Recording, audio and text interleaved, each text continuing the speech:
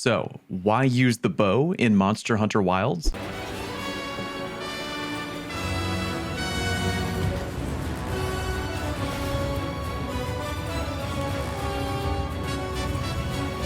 Hi, my name is Fallout. Welcome back to the channel. Today, I'm kicking off a new series of in-depth weapon guides in Monster Hunter Wilds, and we're starting off with my current favorite weapon, the bow. We'll be covering all of the following topics today: why players might consider using the bow, the basics of how the bow works, all moves and combos, and finally, your TLDR basic combat loop. Alright, why should you consider using the bow? The bow in Monster Hunter Wilds is IMO a perfect beginner-friendly weapon that also happens to be extremely effective. Players who either have not yet gotten completely comfortable with close-range melee damage or who enjoy ranged combat in general need look no further. With even a basic level understanding of how to use the bow, you can instantly become a boon to any in-game hunting party. You can dish out continuous and respectable damage even if you don't think you have very good aim, as the bow features an awesome lock-on mode we'll get to. You can break wounds on any monster with incredible ease, and you'll be able to do so all from a relatively safe distance most of the time. Alright, before getting into every attack and combo, why don't we go over the basics of how to use the bow in general. FYI, I'll be using the button inputs for the PlayStation controller, but I'll try to refer to the attacks by name so you can follow along regardless of your input method. Holding L2 will let you aim your bow, and holding R2 will let you start drawing your arrow. Releasing R2 will then let you fire. Holding down R2 to charge up an arrow shot will slowly deplete your stamina meter, just FYI. You'll notice that while holding down R2, you'll get this little animation on your crosshair where a circle will begin closing in towards the center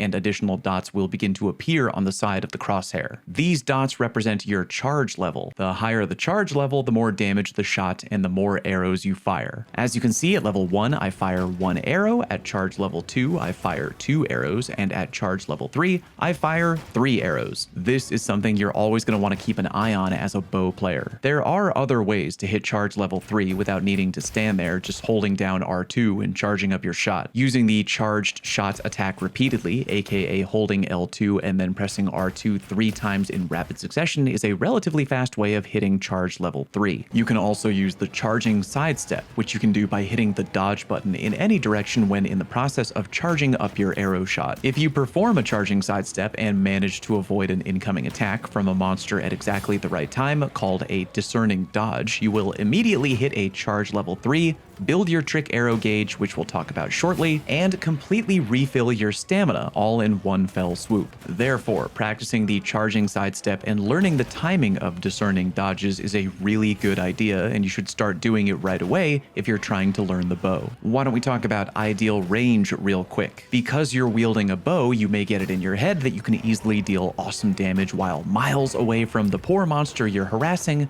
but it doesn't work like that. The bow has an ideal distance that you should be from your target, and if you're new to using the bow, it might be a tad closer than what you were expecting. You can see for yourself. Aim at a target from too far away, and you'll get a note on your HUD telling you that you're out of range. When you're within range, that message will go away, but as you continue to move closer, your crosshair will eventually get a second glowing circle in the dead center. This means you're basically at the optimal range away from your target and is known as critical distance, and it will give you the best possible damage against your target. When practicing with the bow, try to take a mental note of about how far away you are from your target in order to achieve critical distance, because that's where you want to position yourself in a fight the vast majority of the time. In the bottom right-hand corner of your screen, you might notice this: power coding. If you didn't know, coding is the ability for you to kind of modify your arrows in the middle of combat, usually under the umbrellas of either more damage or apply status effect to the monster that you're shooting. Your options at the time of me making this video are close range coding, power coding, pierce coding, paralysis coding, poison coding, sleep coding,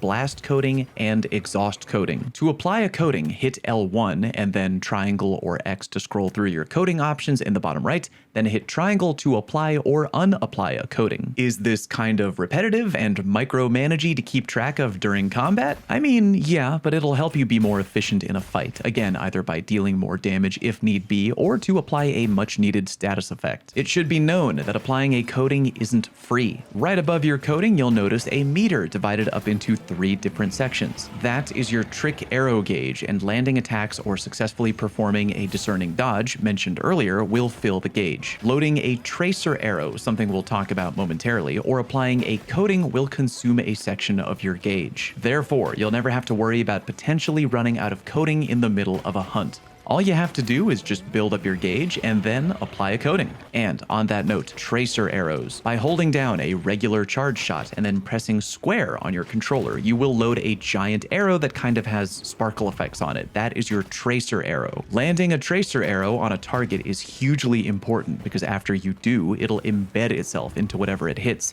And then for the next few seconds, all arrows that you fire will automatically track directly to your tracer arrow. Oh, and also, while the tracer arrow is in play, all your follow-up shots will automatically be boosted to charge level 3 regardless of your charge level. So, as you can imagine, a great way to open up combat is by tagging a monster with a tracer arrow and then firing arrows like mad, which will all basically be guaranteed to hit, as they'll all track right to the tracer arrow. Because the tracer arrow is so incredibly good, firing one will eat a portion of your trick arrow gauge, just like applying a coating would. Again though, as long as you're either pulling discerning dodges or just dealing damage on the regular, you'll build that gauge back up in no time. Take note though, there are certain attacks that you can fire that will immediately destroy your tracer arrow, but we'll get to that a bit later. For now, why don't we talk about focus mode real quick, aka wound breaking. This is something that the bow does incredibly well. I very often find that when I'm rocking the bow in a hunt, I'll just naturally become the designated wound breaking guy because of how easy it is to do with a bow. First, hold L2 to aim and then hold R1 to activate focus mode. This will give you a large circle on your HUD, and if the monster is within that circle, you'll be able to highlight and easily see any wounds that monster currently has available that can be broken. Release R1 to fire the focus fire hailstorm attack, and multiple arrows will fly out, automatically targeting and damaging the highlighted wounds. You will then automatically follow that up with a dragon piercer shot, aka firing a big giant FU arrow. By the way, when holding down R1 to charge up the shot, take note of the little icons that appear on each individual wound on the monster. They kinda have 3 little arrows on them that slowly glow brighter one by one as you charge up your attack. If you let the attack fully charge up to the point where all 3 of the little arrows are glowing, you'll fire more arrows at the wounds, so IMO, wait for that full charge up before releasing R1. Again, while every weapon is capable of breaking wounds, the bow does so very easily, so if you see the monster covered in glowing red wounds,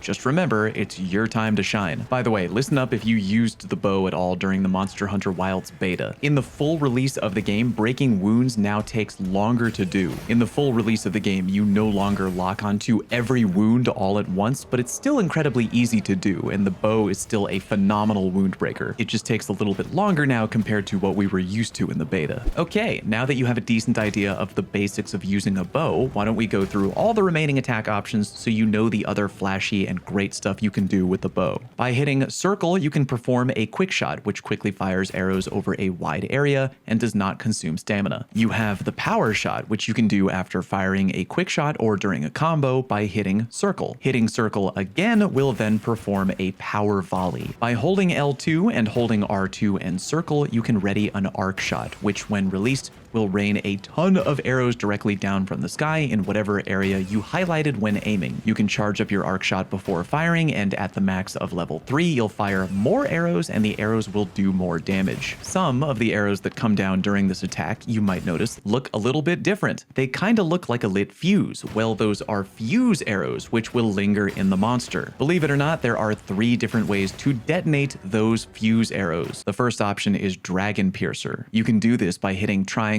and circle together, and you'll wind up a big glowing arrow that when fired will connect for great damage. Dragon Piercer is kind of the move in your kit that you love connecting with because it feels like you're just hitting a monster as hard as you can with one big mega arrow. But yeah, Dragon Piercer will detonate any fuse arrows in a monster and detonate your tracer arrow as well if that's currently in the monster. Anyway, you can also detonate fuse arrows with the 1000 Dragons attack. You can do that by hitting R2 plus triangle triangle plus circle, and you'll fire out 6 arrows at the same time. Kinda badass. Again, doing this will also potentially detonate any tracer arrow you may have already stuck into the monster that you're shooting. The third method of detonating fuse arrows is the focused fire hailstorm attack, which we've already gone over, the wound breaking attack. You can just straight up use it to target detonate fuse arrows or tracer arrows if you wish. So if the monster is covered in fuse arrows after a well-aimed arc storm attack, just take your pick of the 3 methods we just went over to detonate those arrows. Last attack to mention is the flying swallow shot. Remember way back near the beginning I mentioned the charging sidestep, aka hitting L2 and X and then you can sidestep dodge in any direction? Pressing triangle during a charging sidestep will let you perform a flying swallow shot, which is fun. Alright, now why don't we go over the TLDR combat loop of using the bow. Hopefully this will be relatively easy to understand now that we've gone over how the bow works and what the attacks look like and do. Assuming you are opening combat with low or no meter, you can start off with a charged shot, aka hold L2 into R2, then power shots and charging sidesteps to build up charges in your trick shot gauge. When you have full or at least 2/3 trick shot gauge, you can now apply a coating to your arrows and then tag the monster with a tracer arrow. Now spam power shots and power volleys, which all track to the tracer arrow. If the duration of the tracer arrow is likely to run out soon, and the more you play with the bow, the more you'll begin to learn the timing of the tracer arrow, then go ahead and end your next power shot into power volley combo with one of your 3 tracer arrow detonating moves. I recommend the 1000 Dragons, but the Dragon Piercer works too. If the monster has been stunned or is flailing on the ground, you can open up with a charged arc shot before going into your charged shot, power volley combo and detonate the fuse arrows with a Dragon Piercer shot. If you notice that a monster has glowing wounds on their body begging to be broken, then enter focus mode real quick. Charge up your R1 shot in full, then release. The game will follow up with your Dragon Piercer shot and break those weak points. In very, very short, first build gauge, then use gauge either on coatings or tracer arrows, and then repeat. If you're a bow main with additional advice that you think would be helpful to a player learning how to bow for the first time, leave that advice in the form of a comment down below. Ring the notification bell for more content and let me know in the comment section what weapon you'd like me to cover in the future. Thanks very much for watching. Peace.